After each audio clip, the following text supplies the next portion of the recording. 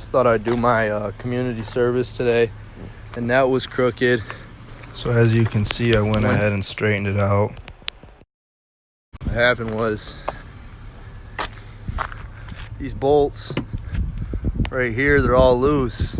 So you can see how it's in there lopsided.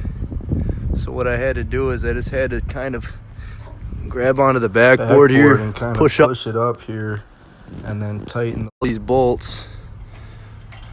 Now we got a straight rim. All we need is to put a new net on it. This baby's as good as new. So I actually managed to salvage majority of the chain net here. You can see how I got the loops all hanging down. I'm gonna try and string them together here and maybe hopefully put together the net. There we go. Something out of nothing. Go ahead. Look at that shit. This bitch. Dang that. Oh yeah, we're in shape.